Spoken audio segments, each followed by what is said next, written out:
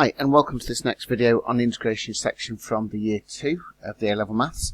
And in this video what we're going to do is take our understanding of what happened when we reversed chain rule and just apply it to some quite specific examples where we're just going to take the ideas and just move them on a little bit, and when we've got certain functions in a particular form. So we're going to have a look at some trig functions when you've got powered trig functions, and also have a look at what's happening when you've got things in a fractional form where you've got the differential on top of the original function.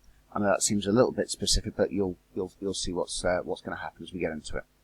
So here we go, powered trig functions. So let's just have a quick think about what happens with chain rule before we get into the specifics of these trig functions. So if I've got to differentiate some function, so I've got a function, it could be a trig function, it could be a linear function, whatever it is, to a particular power. So what we do is, if we're going to do a chain rule on that, let's let u equal f of x.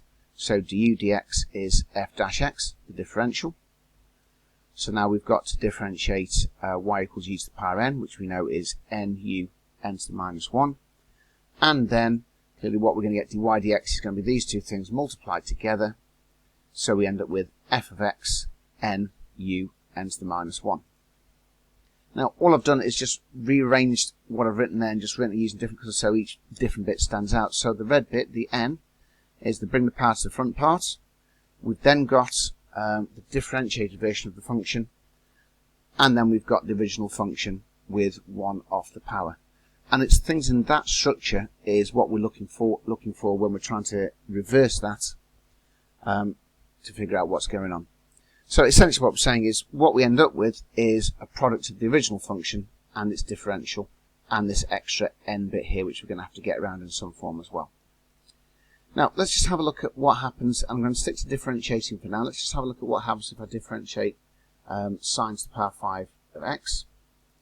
And I'm going to go old school chain rule again on this one, just so you can see what's going on. Though it might be you can apply what's on the left hand side of the screen, you're just going to do it by inspection, and as you get better at these you certainly will be able to do them by inspection. We've got du dx is cos x, y equals u to the power 5, dy du 5u to the power 4, put the two bits together and there you go, there's your result. And again what we're looking for here is we've got a powered function for sine, we've got the differential, and we've got a multiplier. Right.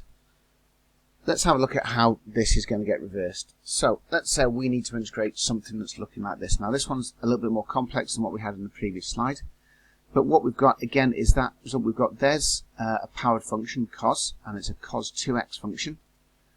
There we've got the differential of it, and we've also got this multiplier here, which is going to turn out to not to be quite the value that we want. We're going to have to get around that by doing a bit of manipulation. But essentially what I'm looking for is the powered function and its differential, and that's the structure I'm after.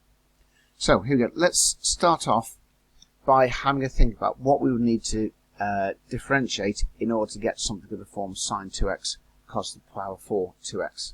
So if I'm going to differentiate something to get to a cos to the power 4 2x, I know that that's going to come from a cos power 5 2x. So what I'm going to do, and again better mathematicians than me can probably do this a lot quicker, but I tend to have a look at what happens when I differentiate and then use that as a structure to be able to figure out what's going on when I integrate. So if we differentiate that, I'm going to do this one by inspection. Power to the front, differentiated version of cos 2x, which is going to be minus 2 sine 2x, and then take 1 off the power of our original function, and there you go. So what we get is that, so differentiating cos to the power 5 2x is minus 10 sine 2x cos power 4 2x, and you can see this bit here is there within the bit that I want to try and integrate. It's the minus 10 that's causing the problem, because in my version that value there is a 3. So we've got to get around that.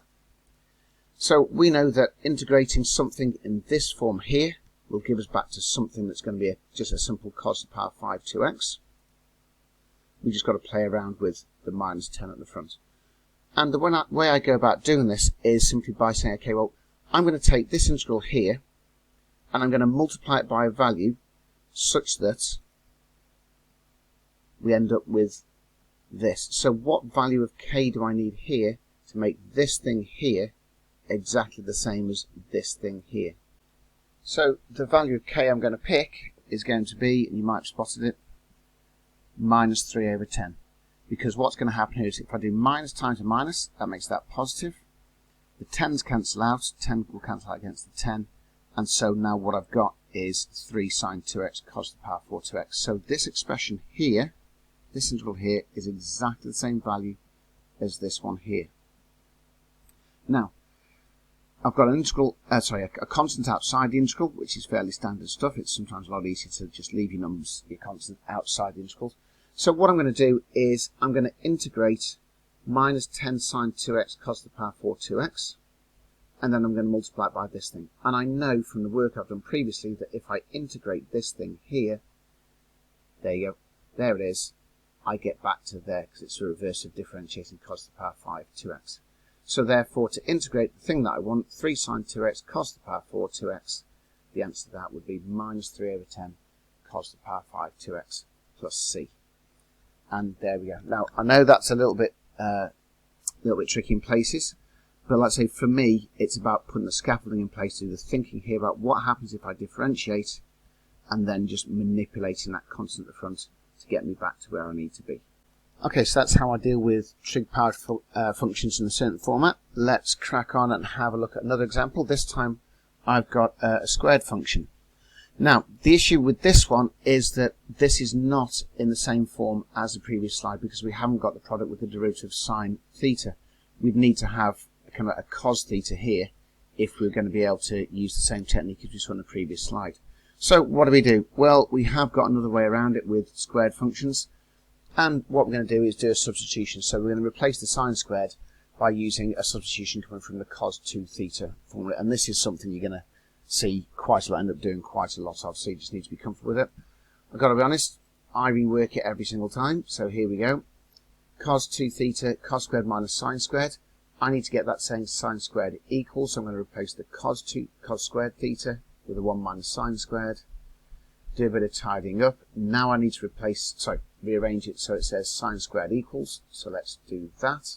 So I've taken the sine squared over to that side, the cos of theta over to that side, and then the divide by 2, and I've got it saying sine squared equals. And again, in an exam, if it was me, I'd be doing that down the right-hand side of my page. Quick little bit of scribbling. It's a 30-second job, worth reworking just to make sure you've got your signs the right way around, because obviously the version that uses cos squared, it's a plus, not a minus. So I always rework it just to make sure I know what I'm doing. Now that I've got that sorted, what I'm going to do is go to my integral and replace it. So now my integral is going to look like that, and that's much more straightforward to integrate. So here we go. As I've said before, it's often useful just to take that half, that thing there. I'll just pop that outside the integral, just get it out of the way. Keeps life a little bit more simple.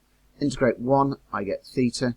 Integrate cos, I get sine, and I'm making sure that I'm not changing this minus. Does it need to say as a minus? Yes, it does.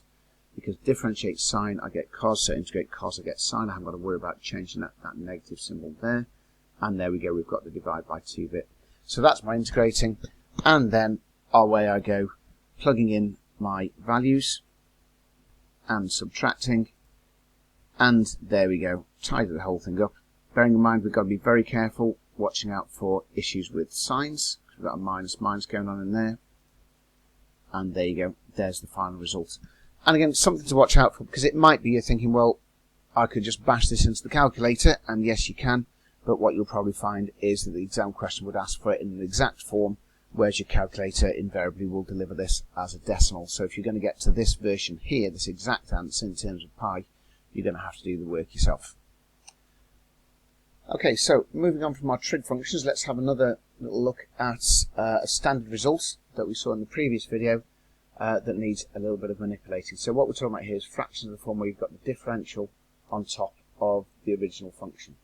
So this ln function is the function we're going to use to demonstrate what's going on, and I'm going to start off by differentiating it so we can see what's happening, and then we'll use that idea to do the reverse. So here we go, chain rule, y equals ln x squared minus 5x. We're going to do it using chain rule. I'm going to go through it quite quickly because hopefully you'll be familiar with all of this. There's u, du dx. We've now got y equals ln u, differentiate that, multiply the two things together. So here we go, this is where we've got the 2x minus 5, the differential on the top of the original function, which is u. So we end up there. So what we've got is, let's say, the differential on top of the original function. F dash of x on top of f of x. Now, if you can spot that form when you're looking at functions that you're integrating, then you know you're going to be integrating and getting back to a ln function, which is not immediately obvious. But let's just have a look at this one here. So we've got 5x on top of 3x squared minus 2. Now, you might be looking at it thinking, well, you know what, that 5x is not the differential of 3x squared minus 2, but it's of the right form because what we've got here is a quadratic, and if we differentiate a quadratic, we get a linear function. Okay, so hopefully you realise it's pretty much the same, but we've got a bit of manipulating to do.